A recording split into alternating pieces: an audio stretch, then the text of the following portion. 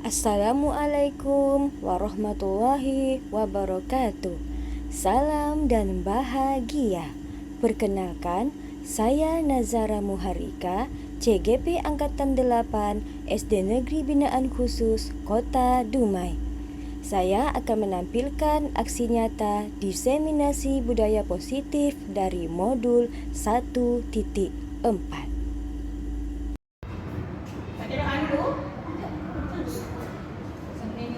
Bismillahirrahmanirrahim. Assalamualaikum warahmatullahi wabarakatuh. Bagaimana kabarnya ibu-ibu hari ini?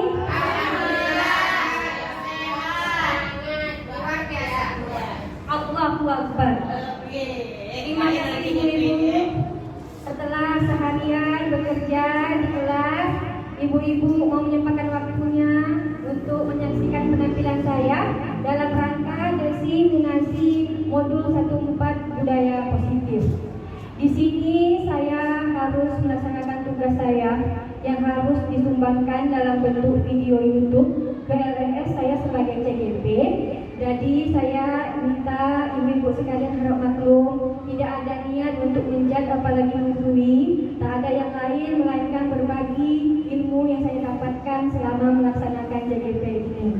Baiklah ibu-ibu, sebelum kita memulai, layaknya kita di kelas untuk menyemangatkan anak-anak kita agar berdisiplin positif, semangat dalam melaksanakan pembelajaran.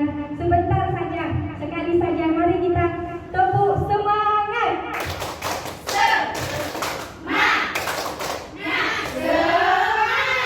Semangat ibu-ibu SDN Yesus. Terima kasih banyak ibu-ibu. Baiklah, diseminasi ini akan saya mulai segera. Seperti yang saya sampaikan tadi, saya selaku peserta CGP Angkatan 8 merupakan peserta di bawah fasilitator Ibu Devi Damayanti. Beliau merupakan kepala sekolah di Bandung. Beliau merupakan guru penggerak Angkatan 8, pengajar praktik CGP Angkatan 4, lalu dilantik menjadi kepala sekolah Januari lalu, dan kemudian diberi amanat untuk menjadi fasilitator CGP Angkatan 8, dan saya merupakan satu dari 18 CGP yang beliau bawahi. Lalu ini beliau adalah guru saya secara daring. Kalau orang bilangnya kami dua orang penggerak ini bilang ini adalah guru saya secara udara. Kalau di darat yang bisa menggapai saya, yang bisa membimbing saya langsung itu dikenal dengan pengajar praktik. Dan pengajar praktik saya itu adalah Zainatul Akmal. Saya yakin ibu sudah kenal karena beliau merupakan guru di sini sebelum diangkat menjadi kepala sekolah di SDN 04 Tangsel Aceh. Beliau juga kepala sekolah yang baru lulus menjadi pengajar praktik. Baiklah, itu adalah cerita perjalanan saya selama menjadi calon guru penggerak. Dan inilah materi yang akan saya sampaikan. Dalam kesempatan kali ini, saya akan berbagi mengenai konsep budaya positif yang saya dapatkan selama mempelajari modul 1.4 di program pendidikan guru penggerak. Dengan diseminasi ini, diharapkan dapat menambah wawasan rekan guru sekalian dalam menciptakan budaya positif di kelas dan sekolah kita. Di modul 1.4 ini, Bapak Ibu, konsep-konsep budaya positif yang akan saya sampaikan itu adalah nilai-nilai kebajikan universal, teori motivasi, hukum, konsekuensi dan penghargaan, restitusi, keyakinan kelas, kebutuhan dasar manusia, 5 posisi kontrol, dan segitiga restitusi. Semua ini berkaitan erat dengan peran kita sebagai guru di kelas dan di sekolah. Kita masuk ke yang pertama, yaitu disiplin positif. Makna disiplin menurut para ahli, disiplin berarti kesadaran seseorang untuk mau dan mampu mengontrol atau mengendalikan diri dan mematuhi norma atau nilai-nilai yang sudah disepakati. Contohnya, mematuhi aturan jam datang atau pulang kerja atau sekolah, atau meeting atau bahkan perjanjian yang sudah disepakati. Disiplin ini dikenal biasa dengan disiplin waktu. Ada banyak macam-macam disiplin, tapi inilah yang saya jadikan contoh. Lalu, apa itu disiplin positif? Disiplin positif adalah pendekatan dalam menumbuhkan disiplin dari dalam diri murid tanpa hukuman atau hadiah. Menurut Ki Hajar Dewantara, Bapak pendidikan kita, dan Diana Gosen, ahli pendidikan dunia, disiplin positif adalah belajar untuk kontrol diri agar dapat mencapai suatu tujuan mulia. Tujuan mulia itu mengacu pada nilai-nilai atau prinsip-prinsip mulia yang dianut oleh seseorang. Nilai-nilai tersebut dikenal dengan nilai-nilai kebajikan universal. Itulah kaitan disiplin positif ke konsep nilai-nilai kebajikan universal. Nilai-nilai kebajikan ini adalah sifat-sifat positif manusia yang merupakan tujuan mulia yang ingin dicapai setiap individu. Seperti yang telah dikemukakan oleh Dr. William Glasser pada teori kontrol tahun 1984, menyatakan bahwa setiap perbuatan memiliki suatu tujuan. Dan selanjutnya, menurut Diana Gosen tahun 1968, mengemukakan bahwa dengan mengaitkan nilai-nilai kebajikan yang diyakini seseorang, maka motivasi intrinsiknya akan terbangun, sehingga menggerakkan motivasi dari dalam untuk dapat mencapai tujuan mulia yang diinginkan. Bentuk-bentuk nilai-nilai kebajikan universal itu sangat banyak, Pak Ibu-Ibu. Antara lain jujur, peduli, bersih, komitmen, belas kasih, percaya diri, rajin, berani, santun, kreatif, dermawan, integritas, adil, baik hati, setia, bersahaja, teratur, rasa hormat, tanggung jawab, rela berkorban, bijaksana, bersyukur, toleransi, dan lain-lain. Dan sebagai warga negara Indonesia, nilai-nilai kebajikan yang diharapkan tumbuh dalam diri murid adalah nilai-nilai yang sesuai dengan profil pelajar Pancasila, yaitu ada beriman, bertakwa kepada Tuhan Yang Maha Esa, dan berakhlak mulia. Lalu yang kedua itu mandiri, ketiga bernalar kritis, keempat berkebinekaan global, kelima bergotong royong, lalu keenam kreatif. Ini adalah nilai-nilai kebajikan yang diharapkan dapat tumbuh di dalam diri murid kita. Karena jika keenam ini ada, maka nilai-nilai kebajikan sebelumnya itu otomatis ada. Seperti mandiri. Mandirinya murid itu berarti kita sudah ada memiliki nilai tanggung jawabnya akan tugasnya sebagai murid. Begitu juga bergotong royong. Jika dia sudah memiliki nilai bergotong royong, otomatis dia punya nilai kerjasama, komitmen, toleransi, saling menghargai sesama rekannya. Begitu juga dengan kreatif. Jadi itu adalah konsep mengenai disiplin positif maupun nilai-nilai kebajikan universal. Bagaimana Ibu-Ibu? Apakah bisa kami apa yang saya sampaikan mengenai disiplin positif dan nilai-nilai kebajikan universal? Nah, alhamdulillah. Kalau begitu kita lanjut ke konsep selanjutnya ya Ibu. Teori motivasi. Diana Gosen dalam bukunya The Christian School Discipline menyatakan ada 3 motivasi perilaku manusia. Yang pertama itu untuk menghindari ketidaknyamanan atau hukuman.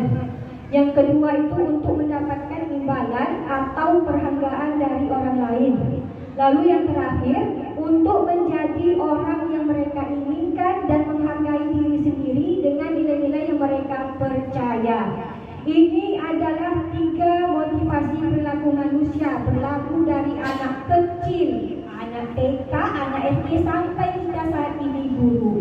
Jadi untuk teori yang pertama, untuk menghindari ketidaknyamanan hukuman, itu ketika di motivasi ini, mereka cenderung berpikir, kalau saya tidak buat, nanti saya kena hukum.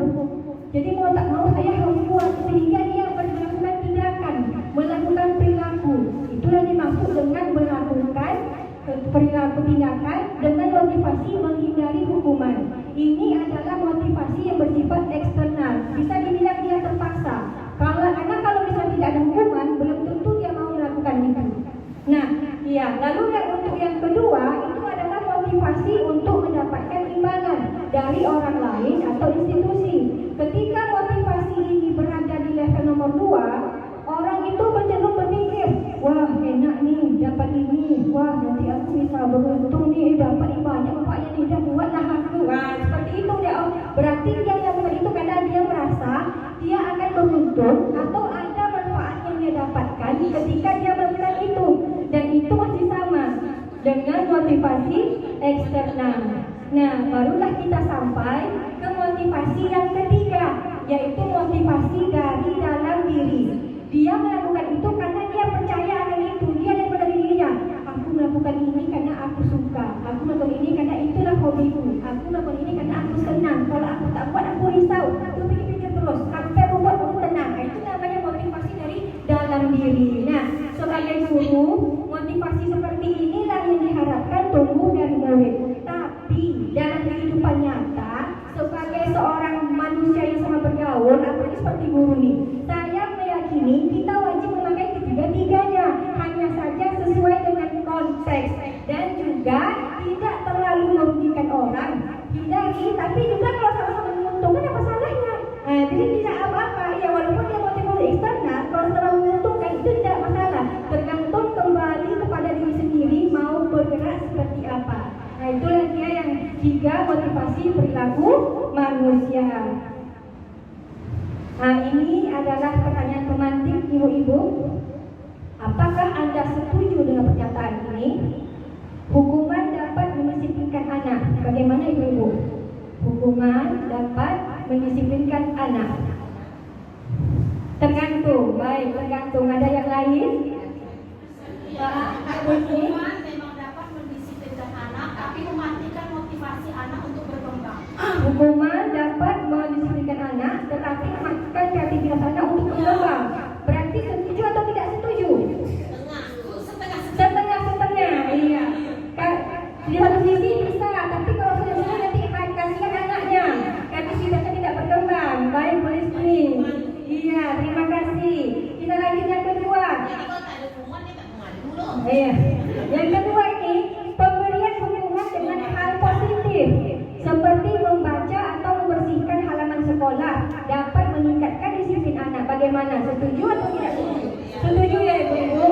Iya, karena dia merupakan hal positif.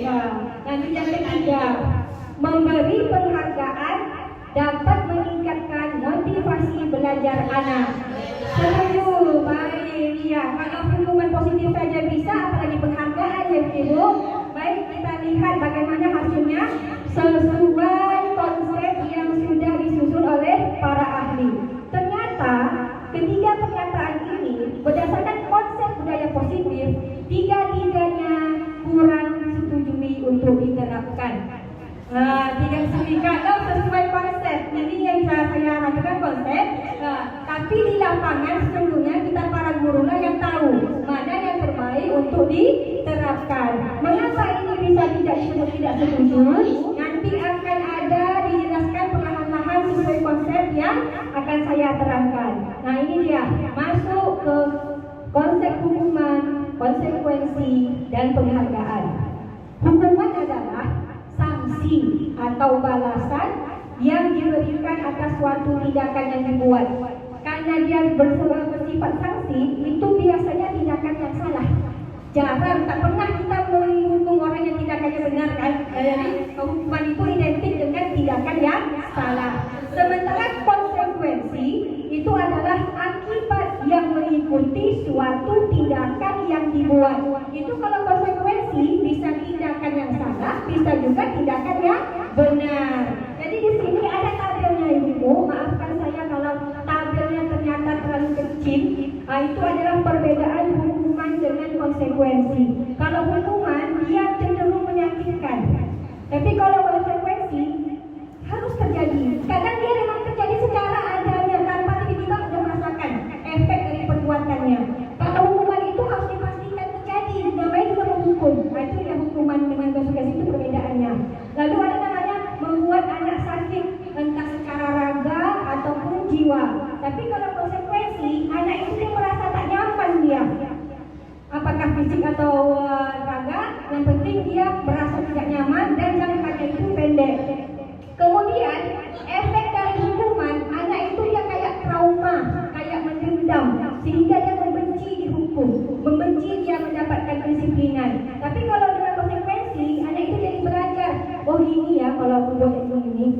bisa pulang lagi nih, nanti ibu yang kena.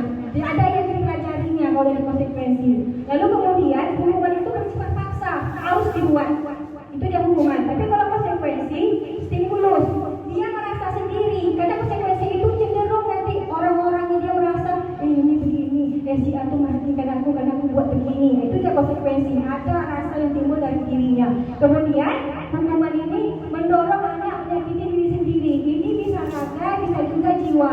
Karena dia merasa dihukum, kadang dia jengkel sehingga dia cenderung untuk melukai dirinya sendiri.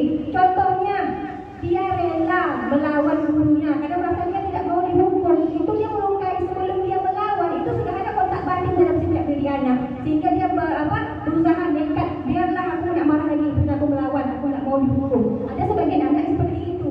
Nah, sebelum dia melakukan itu, dia sudah melukai dirinya. Ada luka batin dalam dirinya, pemberontakan. Tapi sementara konsekuensi itu anak jadi menyesuaikan diri. Seperti yang dibilang tadi, dia jadi belajar. Jadi kalau aku bikin A, nanti begini jadinya, aku tidak bisa pulang lagi nih. Harus cari, jangan sampai mau kena lagi. Besok aku bikin B lah. Nah, itu dia kalau anak yang dapat dia konsekuensi. Kemudian hukuman itu cenderung menjadikan anak memiliki konsep yang buruk. Oh, jadi aku ni anak nakal ya, makanya sikit aku yang bijak sama guru. Dia memandang dirinya itu yang buruk kalau anak dihukum. Nah, sementara kalau konsekuensi, anak itu masih ada harapan dalam dirinya. Aku kan tak sengaja melanggar botol air temanku. Jadi bukan berarti aku buruk memecahkan barang orang. Saya tak sengaja, aku lewat. Itu dia konsekuensi. Nah, kemudian anak belajar untuk menyembunyikan kesalahan dia nih. Kadang anak dia memang tipikal orang yang punya cara pikir berbeda. Tapi ternyata di tempat dia sedang berada, misalnya sekolah, dia biasa misalnya leha-leha di rumah. Di sekolah kan tak bisa leha-leha, ada tugas yang dilaksanakan. Ketika dia tahu kalau dia tidak siap tugas, dia akan dihukum. Dia akan mencari cara, bagaimana ya caranya supaya aku tidak hukum. Dia berbohong. Berbohong itu adalah kesalahan disembunyikannya. Kesalahannya itu bagaimana caranya ya supaya Tara tugasku memang belum siap. Nah, itu dia tuh. Ya.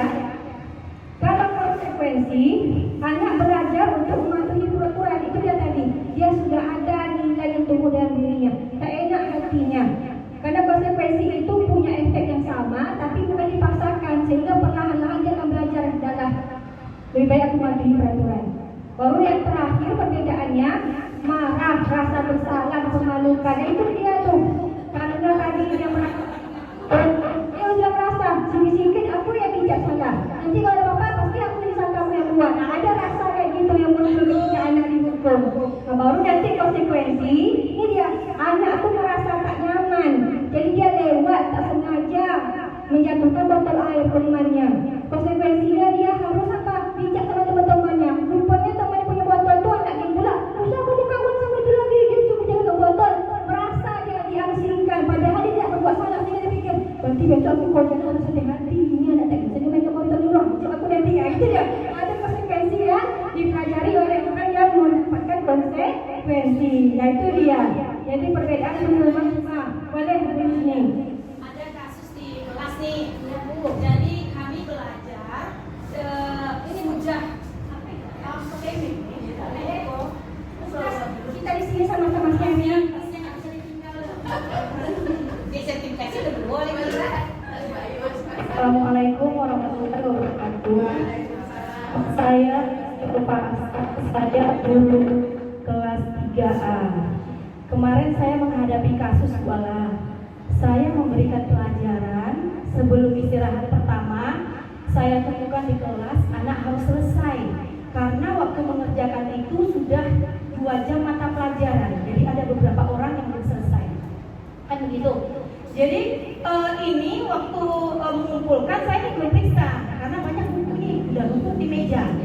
Setelah jam berikutnya jam 5.06 saya sudah selesai koreksi, saya sudah masukkan nilai. Ada 1 orang anak yang belum mengantar. Tentu saya pertanyakan kemana bukunya, kebetulan namanya Noval. Noval mana bukunya nak? Lalu dia bilang ke saya, Bu, saya sudah mengantar tadi Bu. Yang buku sudah mengantar ibu sudah konten, sudah sama kalian semua. Saya bilang seperti itu.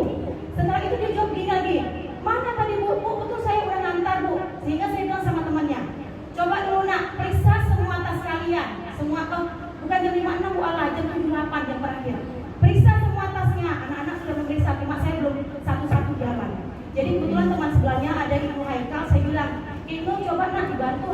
dibantu Nova untuk memeriksa tasnya. Siapa tahu Nova nggak kelihatan bukunya. Ditahannya tasnya Kuala. Saya jalan ke belakang, ternyata buku itu ada di dalam tas dan kerjaannya belum selesai. Nah, di sini saya mau tahu, kita kan belajar nih sekarang perbedaan hukuman dan konsekuensi.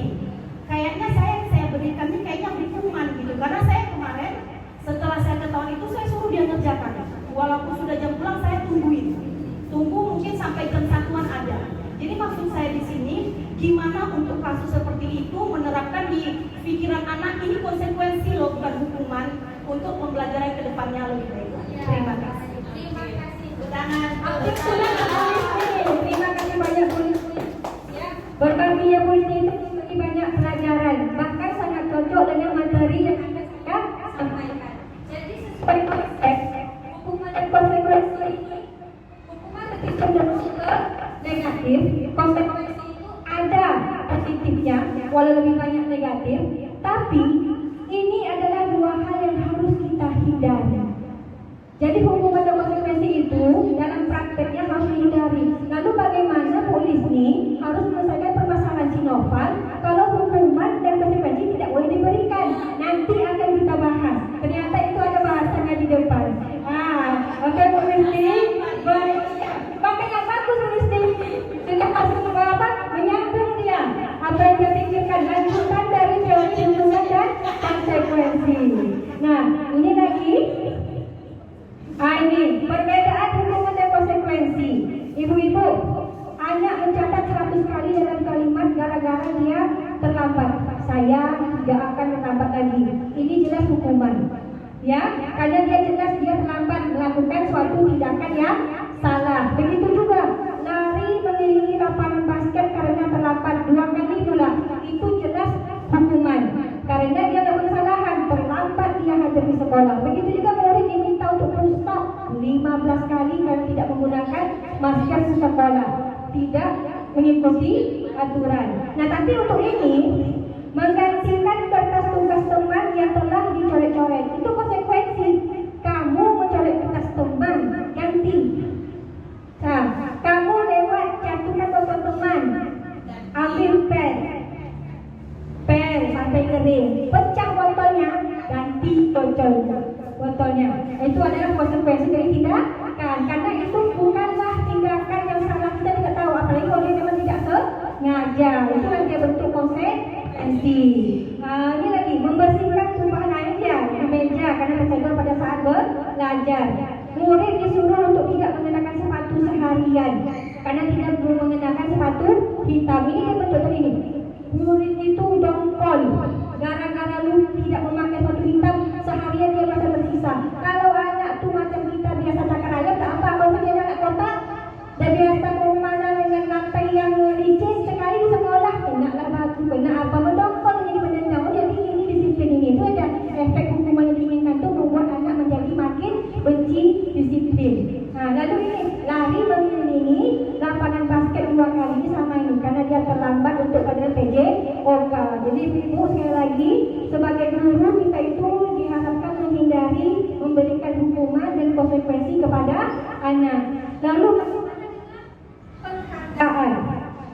penghargaan itu adalah hukuman secara positif jika dilakukan secara terus menerus. Jadi ada kata-kata pentingnya, hukuman secara positif jika dilakukan secara terus menerus.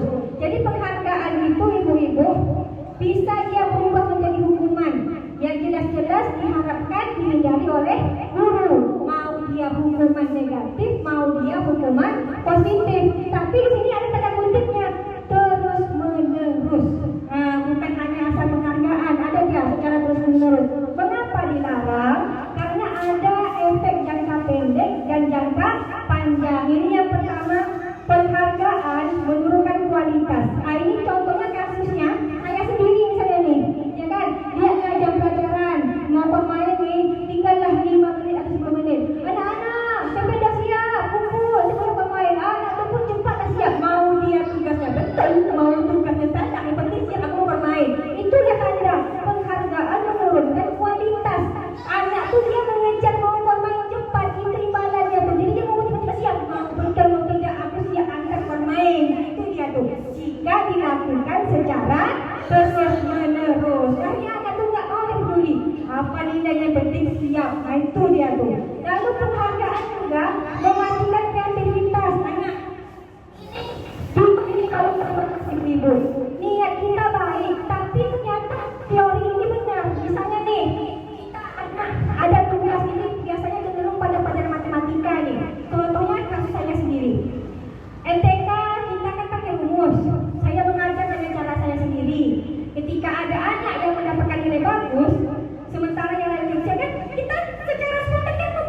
bagus ya nak, pintar kamu bisa mengerjakan dengan ini.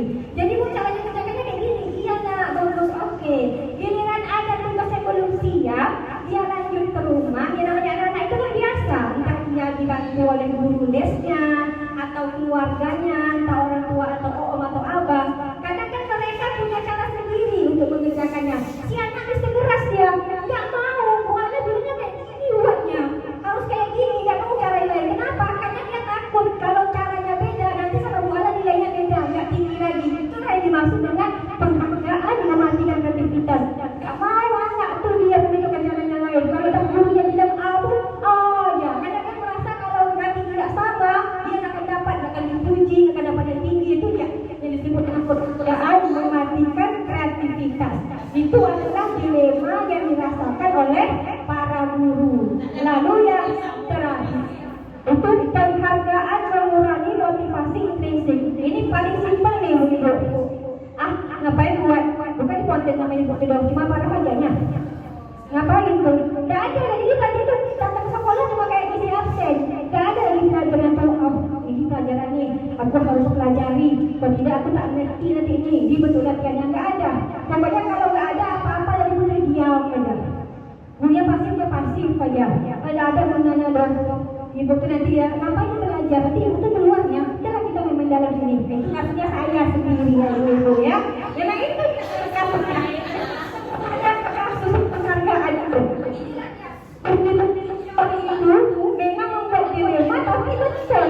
Ternyata penghargaan yang terus menerus ternyata merupakan hukuman secara positif. Ini yang harus kita hindari.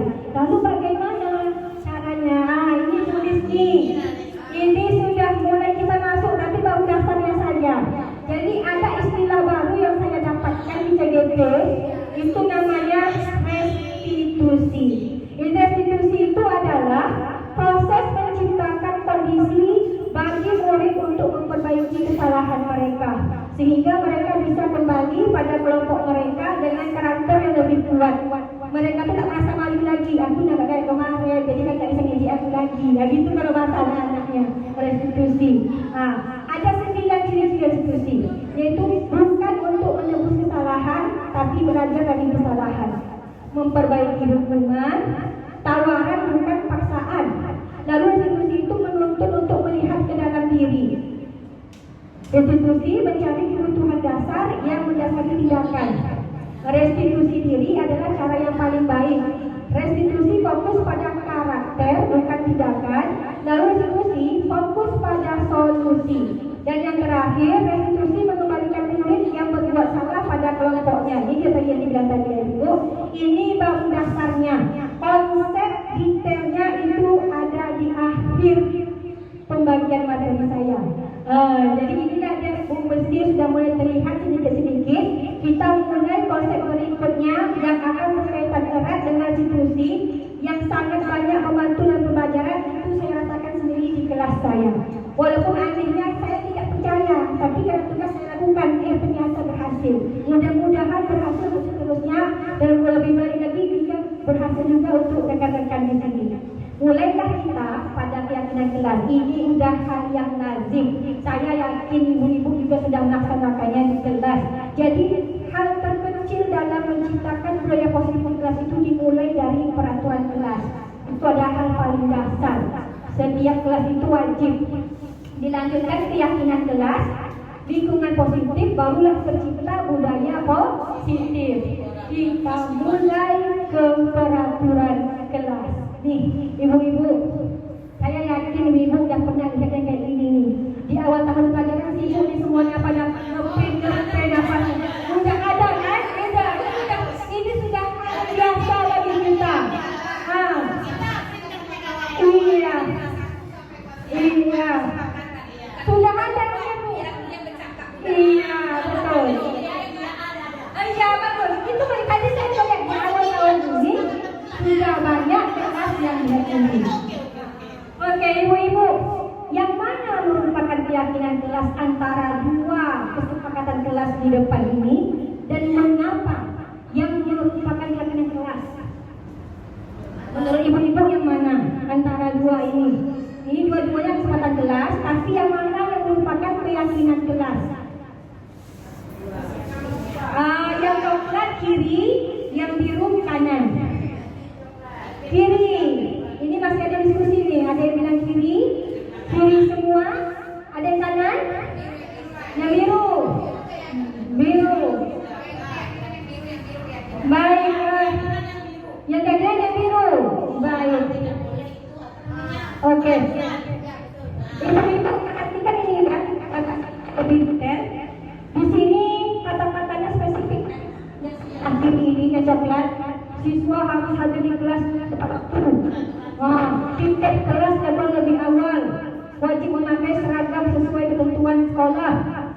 tidak boleh mencela pembicaraan guru dan teman. Dilarang makan selama pembelajaran di dalam kelas. Benar? Benar. Tidak ada salah, ini benar semua. Lalu ada lagi kesempatan kelas yang di sebelah kanan warna biru. Selalu menjaga kebersihan, disiplin dan tepat waktu, saling tolong menolong, berbicara dengan sopan dan saling menghormati. Nah, untuk yang menjawab mana yang kira-kira kelas dan tidak, ini dia selanjutnya. Apa itu keyakinan kelas? Keyakinan kelas adalah suatu kebiasaan positif yang dilakukan secara terus-menerus yang mengandung nilai-nilai kebajikan universal dan berasal dari dalam diri guru dan murid. Jadi keyakinan kelas itu merupakan kesepakatan kelas yang berhasil atau sukses. Jadi di awal tahun ini Bu, kita belum bisa lagi ngomong, oh kami punya keyakinan kelas itu.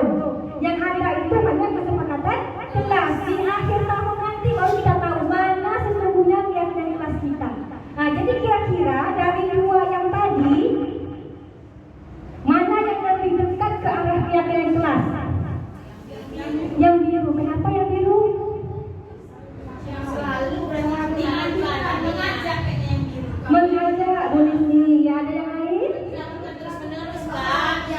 Selalu dilakukan sama si walaupun dia.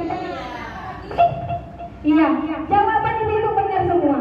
Kesepakatan kelas yang paling mudah untuk dilaksanakan menjadi keyakinan itu adalah yang biru. Kenapa?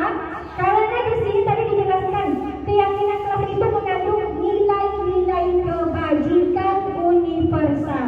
Mari kita perhatikan lagi. Yang di sebelah kiri warna coklat itu ada kata tidak boleh mencela. Itu bahasanya bukan bahasa sesuatu yang mengandung positif. Tidak boleh mencela. Jadi dalam melaksanakan keyakinan kelas itu nanti ada tuh anak yang jawab tadi ibu-ibu kan mau pakai kelas nih. Ayo anak-anak, kira-kira apa aturan yang kita buat untuk kelas kita? Tidak boleh datang terlambat. Nah, anak yang seperti itu kita bimbing. Jangan pakai kata yang ada arti negatif walaupun maksudnya baik. Tidak boleh terlambat, kita nanti dengan datang tepat waktu. Nah, itu mewakili nilai-nilai kebajikan universal. Begitu juga ada kata dilarang makan. Itu sudah jelas ada konotasi negatifnya. Ganti kalimat yang menjadi lebih positif sesuai unsur-unsur nilai kebajikan. Itulah mengapa yang warna biru ini yang cocok untuk jadi kesepakatan kelas. Ini kata-katanya bagus semua.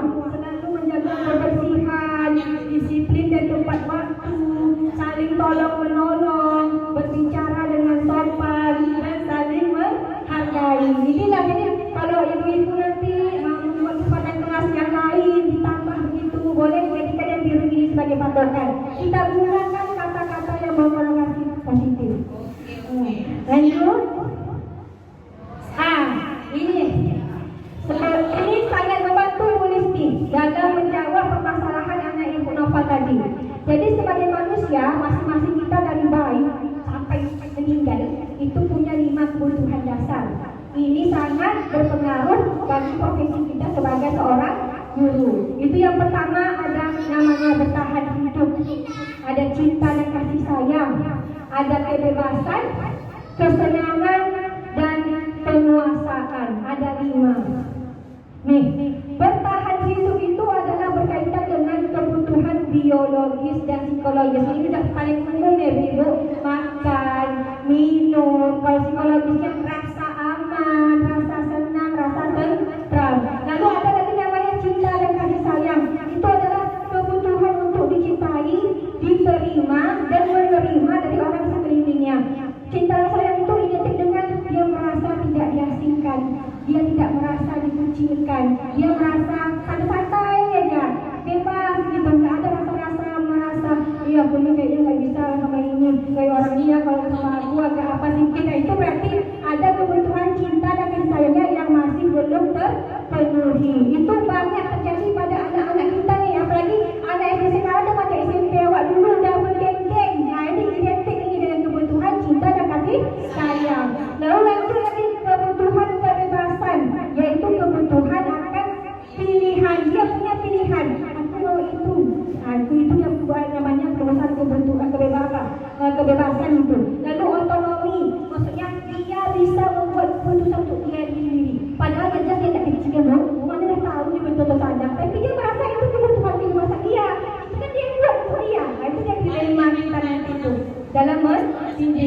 Lalu lanjut apa yang kebutuhan kesenangan. Ini paling paling identik betul nih saya nih, kebutuhan merasa senang dan bahagia. Apalagi selama ikut CGP ini, memang betul kebutuhan kesenangan inilah yang faktor. Kalau sempat stres sedikit kepala, mentok kerja tugas, kebutuhan kesenangan inilah yang saya kejar. Apa ya biar tak stres lagi? Apa ya supaya otakku tetap jalan?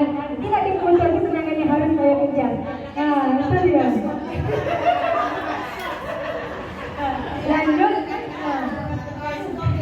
Lanjut yang terakhir itu kebutuhan penguasaan, yaitu kebutuhan diakui atas prestasi atau keterampilan. Itu dia penguasaannya, ibu-ibu. Kita lanjut ya, ini dia. Ada kasus, boleh diperhatikan sebentar. Anda adalah seorang guru kelas di SD Batu Sari. Pada saat jam istirahat, Anda melihat salah satu murid Anda bernama Amira sedang menangis sendirian di dalam kelas. Anda menghampiri Amira dan mengajak berbicara. Ternyata Amira menangis karena tadi Ali sempat mengejek Amira karena nilai ulangannya lebih rendah dibandingkan nilai yang didapatkan Ali. Anda sebagai guru merasa bahwa ada keyakinan kelas yang tidak diikuti oleh Ali, dan akhirnya sepulang sekolah Anda mengajak Ali untuk berbicara. Pertanyaannya, ibu-ibu ya, sebagai guru, apa langkah pertama yang harus Anda lakukan untuk menyelesaikan permasalahan yang menimpa Amira? Ini maaf ya, kata lakukannya tertinggal, tak terketik. Jadi tidak maklum. Kira-kira sebagai guru, apa langkah pertama yang harus dilakukan untuk menyelesaikan Pak Amira? Ali kan dipanggil tuh. Kira-kira apa yang ibu-ibu lakukan pertama kali dan panggil Ali? Bertanya. Kira-kira pertanyaannya untuk apa?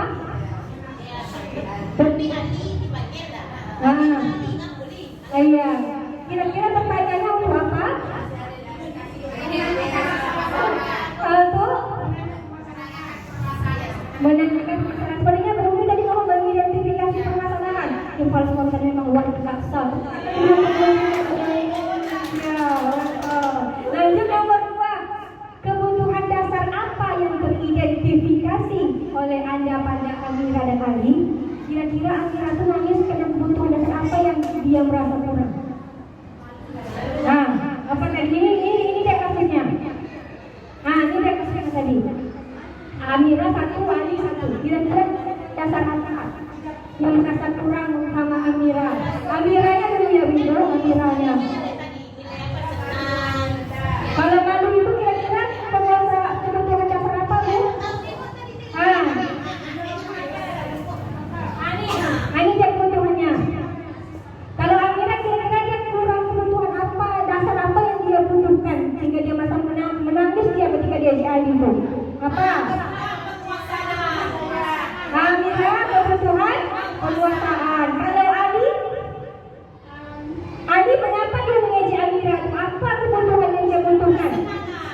Kesenangan. Senang dengan orang suka. Senang dengan orang suka. Iya, fix kesenangan. Kasih sayang, ayo. Kesenangan atau cinta dan kasih sayang kira-kira ibu? Cinta dan kasih sayang.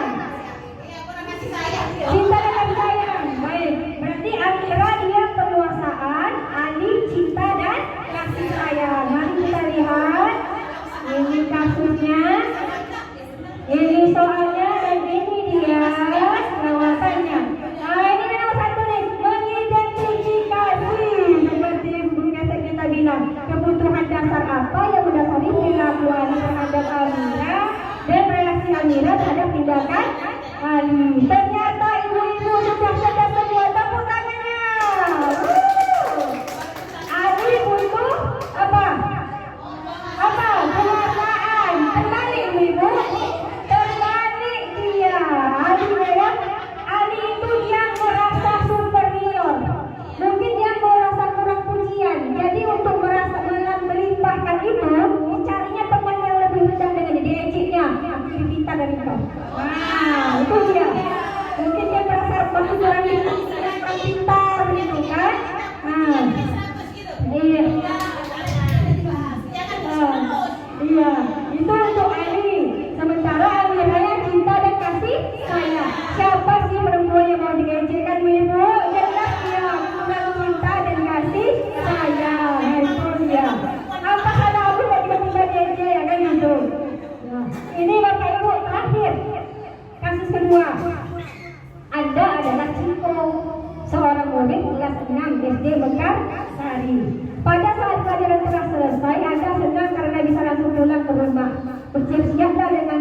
Ciko. Sebelum akhirnya dua teman Ciko menghampiri untuk mengingatkan bahwa hari ini ternyata jadwal tiket Ciko.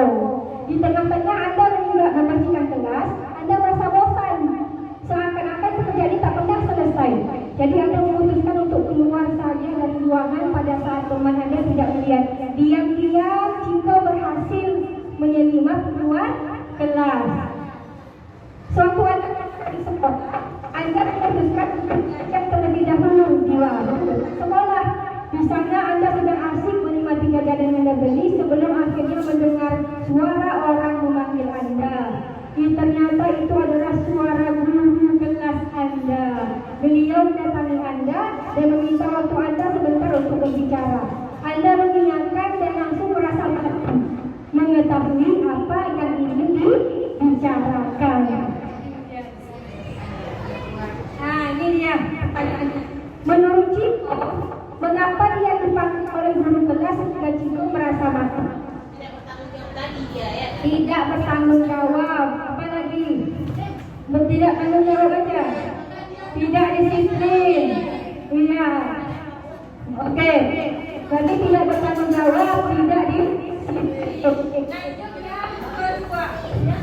Sebagai guru, kebutuhan dasar apa yang teridentifikasi pada Ciko untuk dipenuhi? Kesenangan. Dia merasa bosan, dia butuh rasa senang. Baik, mari kita lihat ibu-ibu.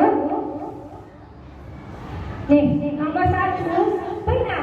Dia tidak bertanggung jawab, dia tidak disiplin. Itu adalah kesempatan kelas dilanggarnya. Sudah tahu tanggung jawab dia, tak mau dituntaskannya tiket. Itu arti mengapa dia malu, karena dia tahu dia sudah melanggar kesepakatan kelas. Lalu yang kedua, ternyata itu adalah kebutuhan kebebasan. Jadi Ciko itu dia merasa, ngapain kamu menjaga ini? Itu tidak wajib. Aku tuh mau pulang. Dia tuh tidak bisa melaksanakan pilihan dia. Pilihan dia tuh dia mau pulang. Itu kenapa dia kebutuhan itu kebebasan. Lagi enak-enak makan apa? Lagi enak makan jajan, kata gurunya. Terganggu otonomi dia, waktu dia menikmati itu terganggu. Itu dia butuh kebebasan. Tak bisa dia bebas makan tuan. Merasa terkekang dia. Mau pulang harus berpikir dulu, mau jajan pun tak boleh juga. Gurunya nampak dipanggil lagi, ya itulah dia kebutuhan kebebasan. Baik ibu, semangat ya ibu. Di CDP saya diajari tentang tepuk-tepuk. Tepuknya ada 5. Tapi kalau ibu mau tepuk-tepuk sampai 5, ibu harus jadi guru penggerak. Mau? Nggak mau? Kalau tak mau dia tepuk sampai 4 aja lah. Ya ibu, tapi tepuk 1 itu yes. Tepuk 2 oke. Nah, kalau tepuk 3 semangat. Lalu tepuk 4 konsentrasi. Konsentrasi itu yang keempat. Jadi mari kita coba dulu ya. Tepuk 1, tepuk 2, tepuk 3, tepuk 4, konsentrasi. Tepuk 5, ibu jadi guru gerak ya. Sampai 4 memang dulu. Oke. Kita lanjut ke 5 posisi kontrol.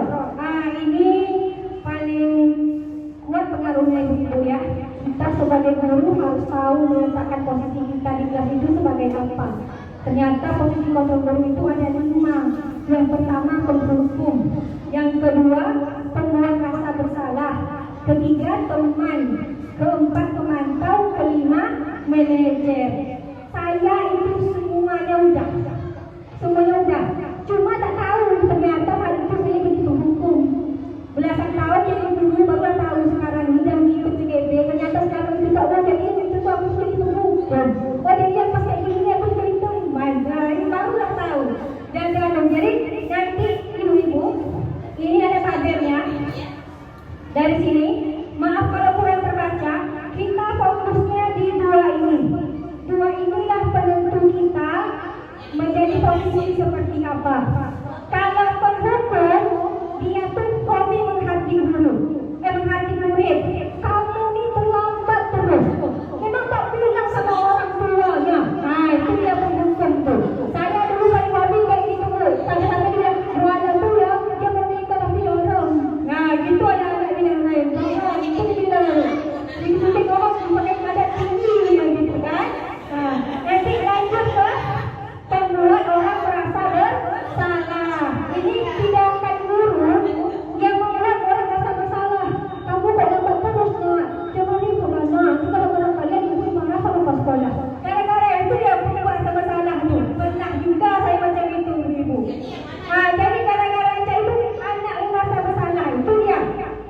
posisi pembuat rasa bersalah. Kalau ada yang ketiga, posisi teman. Sama anak itu dengan teman aja ya, dia mau alasan untuk muridnya. Ayolah, buatlah. Masa kamu tak mau? Tak tahu, tak mau dekat sama ibu loh. Ayolah. Cara gaya ngomong itu sama anaknya itu lagi kita ada ngomong sama anaknya itu. Dianggapnya dia itu adalah posisi teman dari muridnya. Lalu yang keempat itu ada pemantau. Pemantau itu kita kalau ada sesuatu terjadi jangan langsung cepat bereaksi. Kita pantau dulu. Kita pantau baru kita turun. Kenapa nak? Kenapa begini? Kok begini hasilnya? Tadi juga baik-baik saja. Tapi cuma segitu aja. Biasanya kalau kita ngomong itu anak-anak diam kan? Iya kan? Dan dia anak dia pun ada. Nah itu ada pemantau dulu.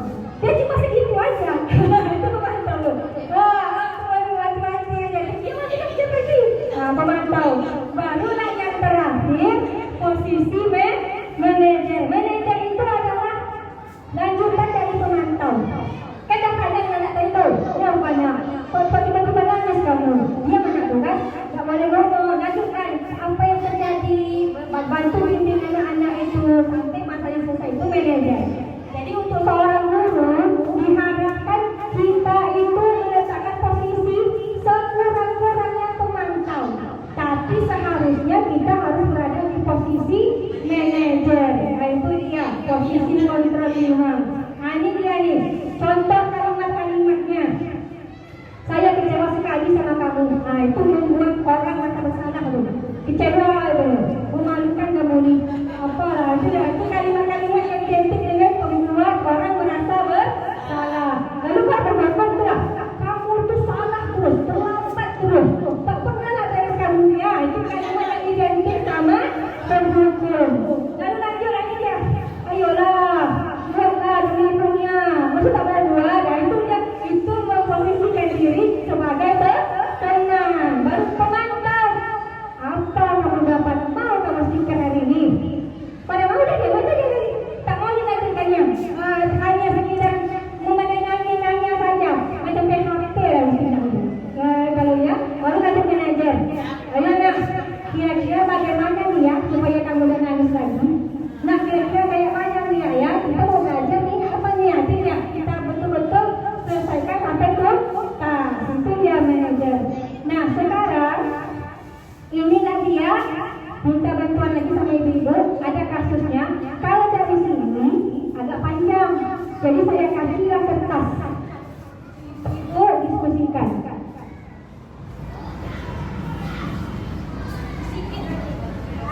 Diharapkan bersabar mengenai posisi kontrol guru. Ya, kontrol guru. Tak banyak juga. Oke. Nah, ini.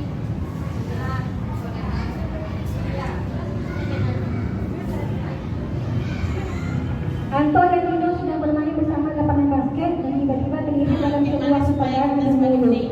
Dino pun menjadi emosi dan mengadakan kontak fisik, menarikkan meja Anto dengan kasar sampai 3 kancingnya terlepas. Pada saat itu guru piket langsung melerai mereka dan membawa mereka ke ruang kepala sekolah. Ibu Suti sebagai kepala sekolah berupaya menenangkan keduanya, terutama Dino. Dino sepertinya kamu saat ini sedang marah sekali. Mendengar itu Dino pun mengalir menceritakan kesalahan hatinya. Ibu Suti pun melanjutkan bahwa membuat kesalahan adalah hal yang manusiawi dan bahwa bertanggung diri adalah hal yang penting. Namun Ibu meminta Dino memiliki cara lain yang mungkin lebih efektif karena saat ini Dino berada di ruang kepala sekolah.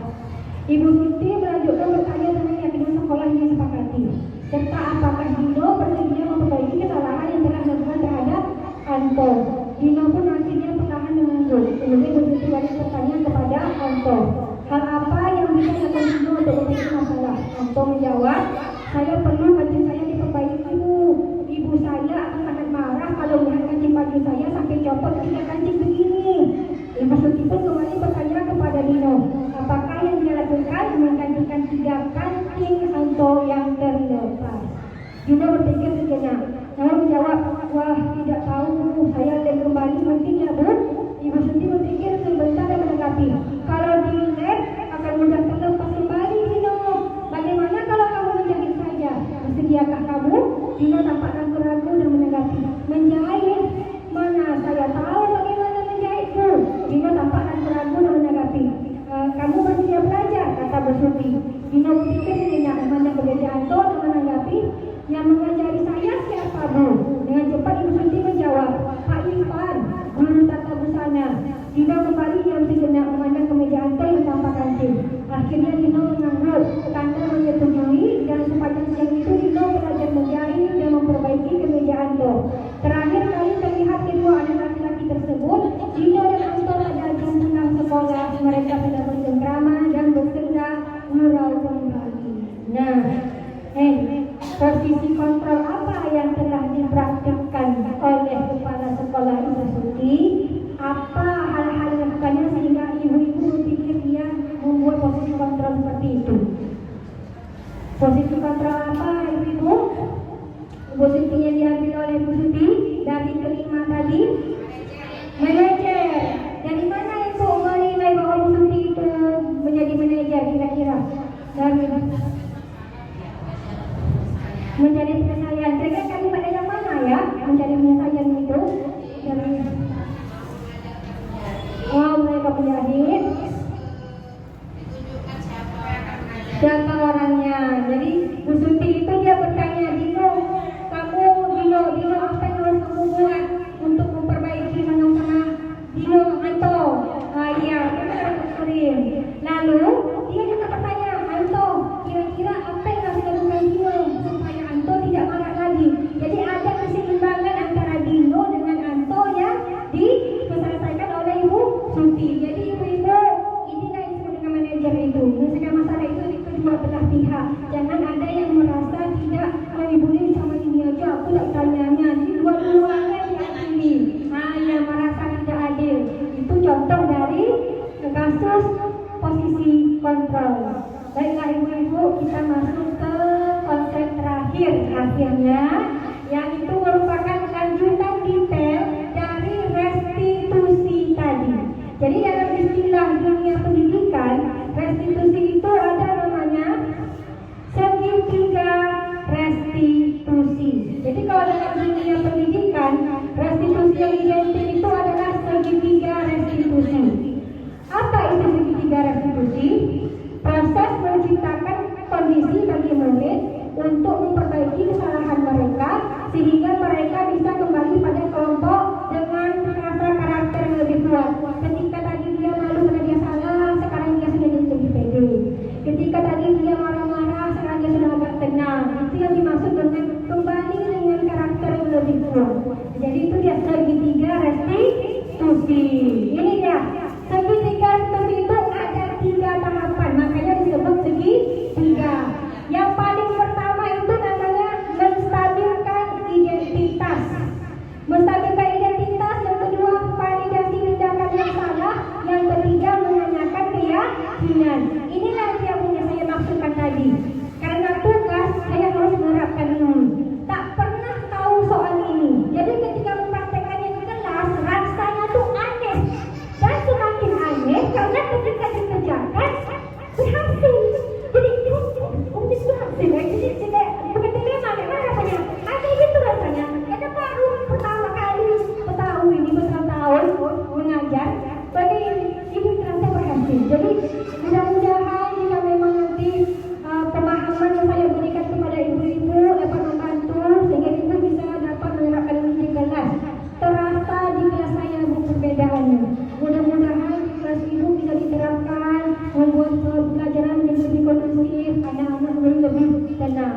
Apa itu menstabilkan identitas? Menstabilkan identitas itu adalah membuat anak yang merasa gagal karena berbuat salah menjadi positif terhadap dirinya. Jadi dalam tahapan menstabilkan identitas, biasanya guru itu berkata seperti ini, berbuat salah itu biasa, kan kita manusia, tidak ada manusia yang sempurna. Tahu, bapak ibu juga buat salah kok. Atau kalau saya ini, ibu juga pernah sama kayak kamu, sebelum jadi guru kan ibu anak SD juga. Nah itu sama itu posisinya dengan kalian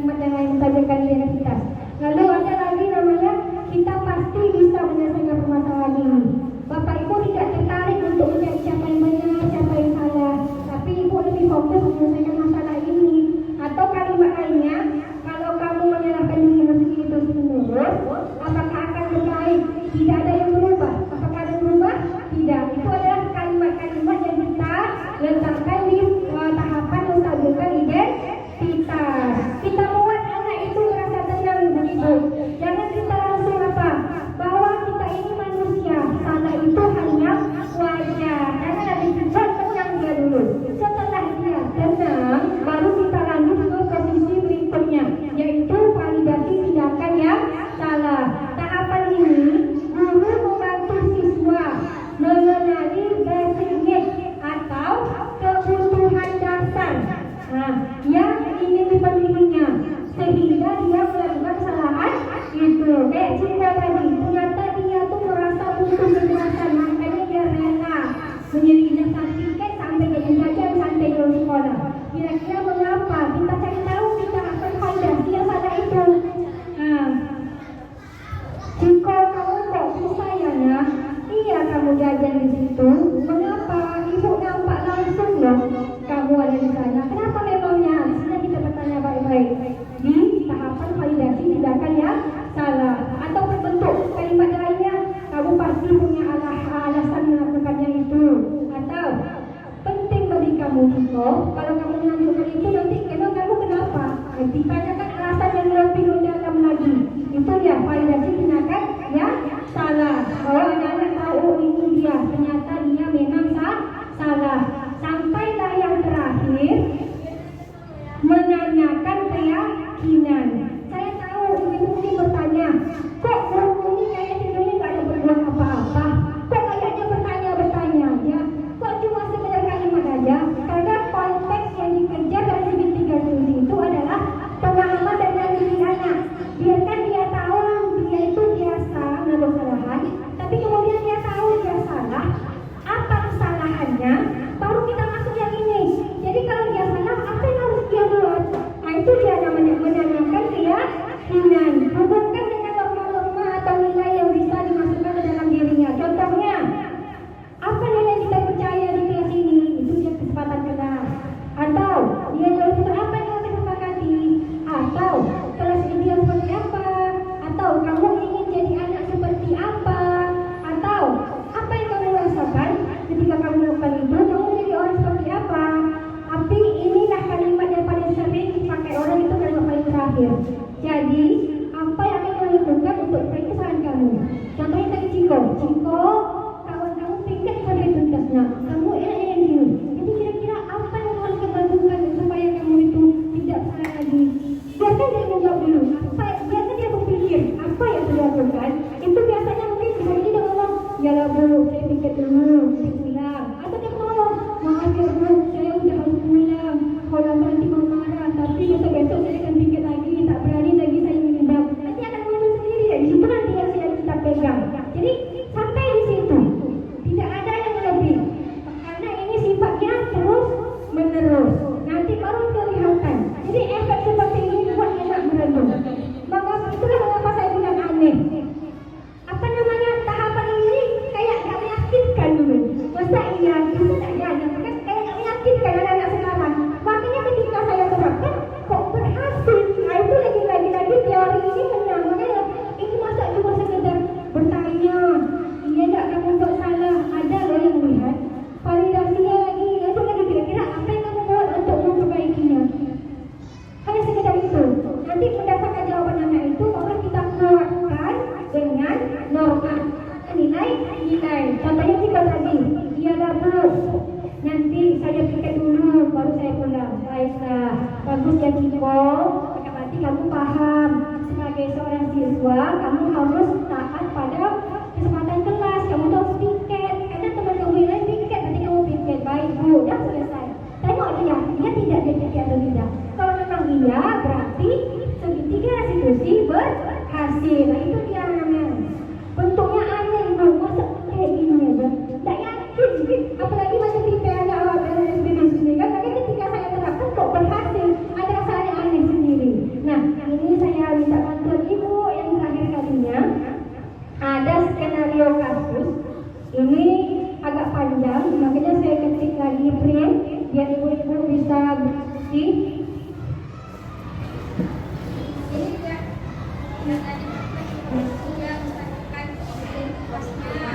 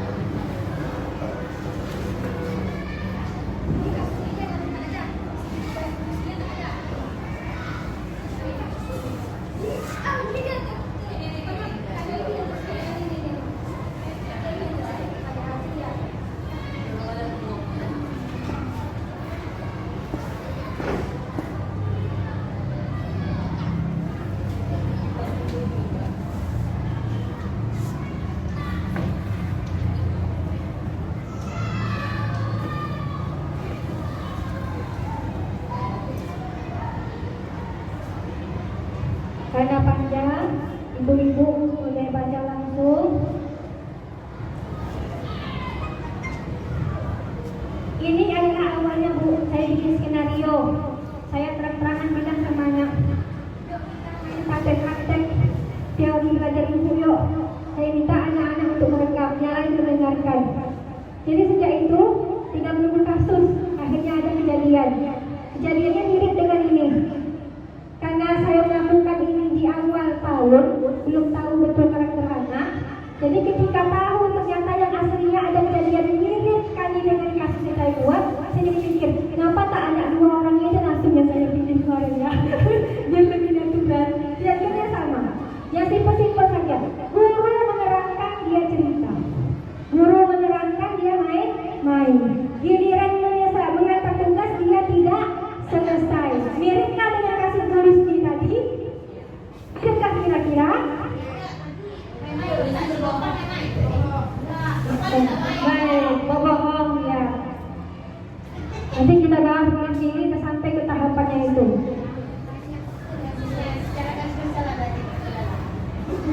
Nah, ini dia.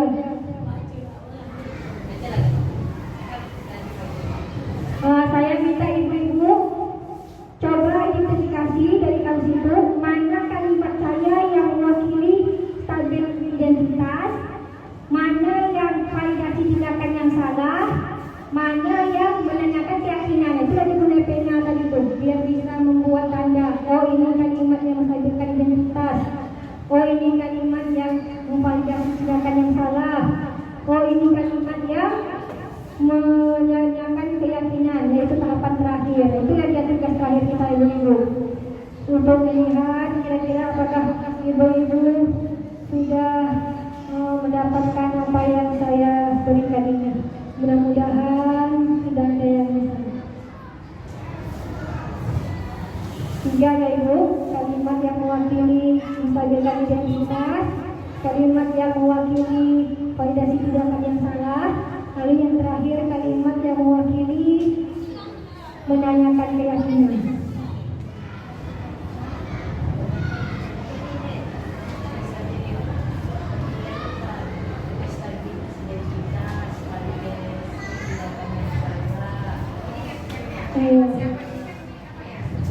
Validasi tindakan salah itu anak tahu dia salah, entah dia mengakui, entah dia sadar. Nah itu validasi tindakan yang salah tuh.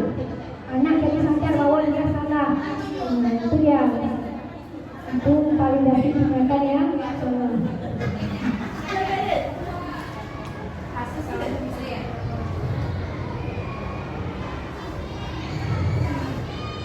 Ibu juga pernah berbuat salah. Itu validasi itu tadi salah disabilitas itu.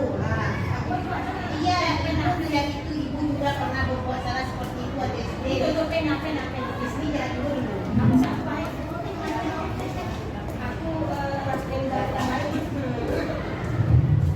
Ini belum pernah ditulis. Apa tadi belum?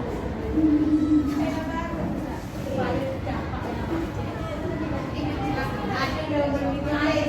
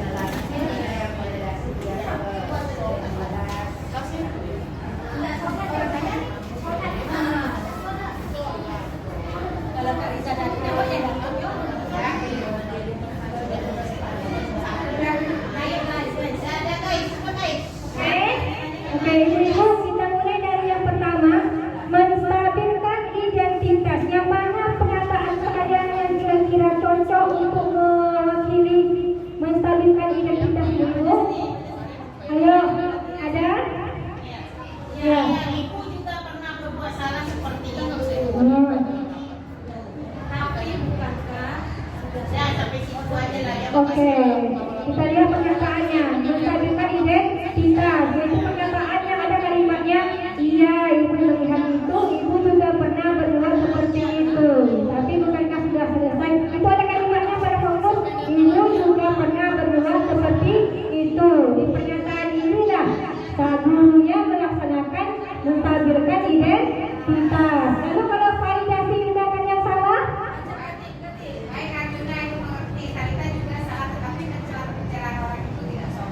oke. Iya. Ada yang lain? Itu. Ada yang lagi? Ada yang lain? Iya. Ada yang lain? Itu saja. Baik, kita lihat. Bu Karti ini sudah paham ini. Baik, Arjuna. Ibu mengerti kalimat yang salah, tapi mengira bahwa pembicaraan itu tidak sopan. Karena kamu gimana? Apakah apa yang terjadi? Nah, ini dia validasi tindakan yang salah kepada Arjuna. Ada kalimat yang lain. Validasi tindakan yang salah terhadap Talita. Nah, Talita, iya. Ini sudah ada menyaksikan tadi. Apakah kamu tetap mengakui bahwa kamu tidak menyelesaikan tugas gara-gara ikut bermain juga? Itu dia tahu dia salah karena dia juga ikut bermain. Iya, kedua anak harus divalidasi. Dia nanti tidak ada yang merasa tidak adil. Lalu yang terakhir menanyakan keyakinan. Yang mana kalimatnya itu kira-kira? Terus?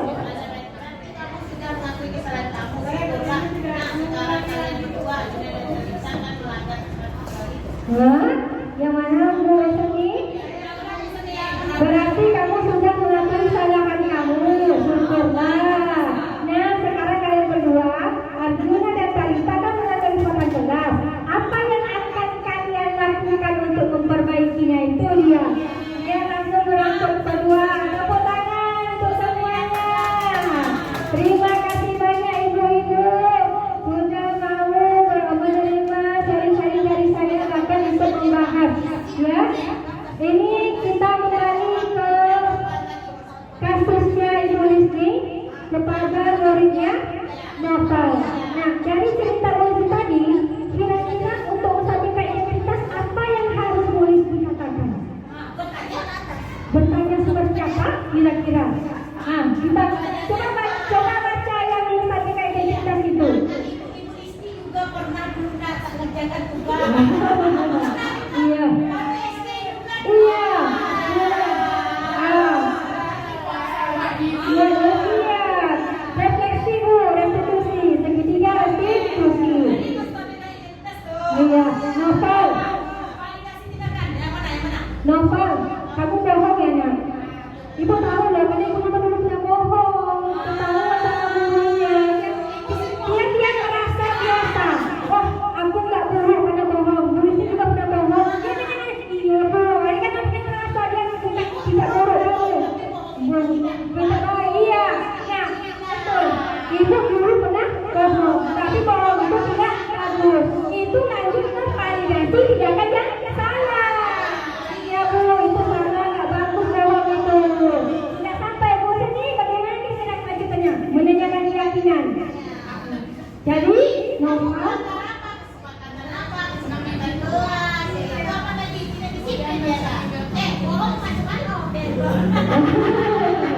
Tidak menghargai atau tidak sopan santun. Tanggung jawab juga.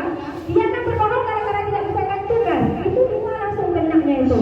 Disiplin dan tidak tanggung jawab. Jadi Novel, apa yang kamu lakukan ke depannya? Masih juga berbohong seperti ini. Ah, itu. Iya. Bagaimana boleh ini? Apakah bisa membantu? Besok diterapkan ya. Oke, lebih baik lagi. Baik, terima kasih banyak Bu Listi. Terima kasih banyak ibu-ibu semua atas partisipasinya. Kita sampai ke bagian akhir. Almarhum apa kepada saya, mudah-mudahan ibu-ibu dapat mencerna apa yang saya katakan lebih kurang sejam ini.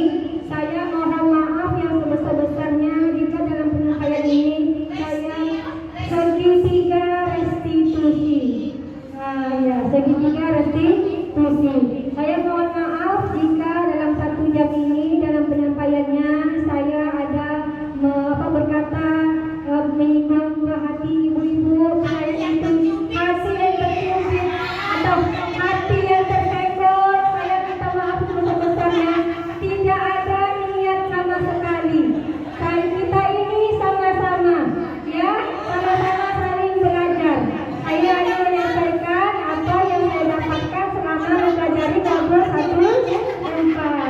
Jadi ibu-ibu, mudah-mudahan dengan mempelajari ini kita bisa menumbuhkan kesadaran dari dalam diri anak atau yang biasa dikenal dengan motivasi intrinsik.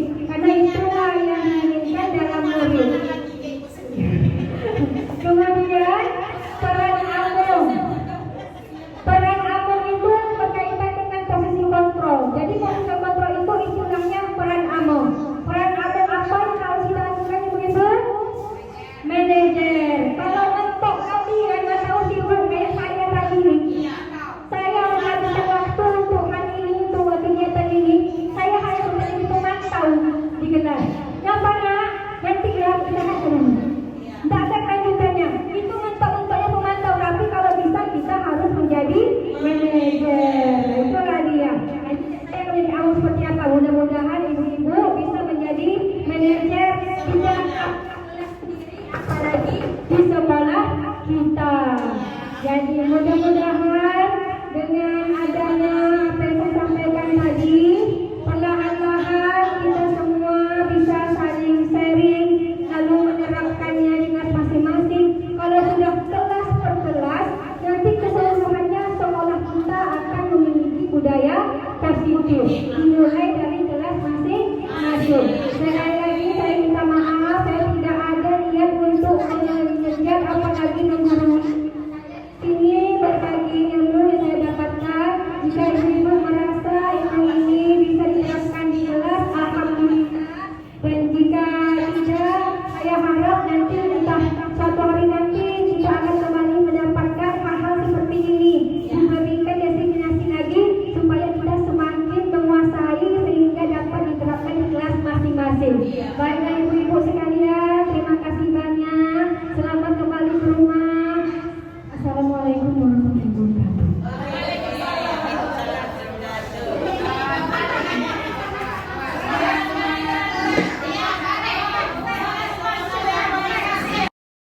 Sekian, terima kasih. Salam guru penggerak.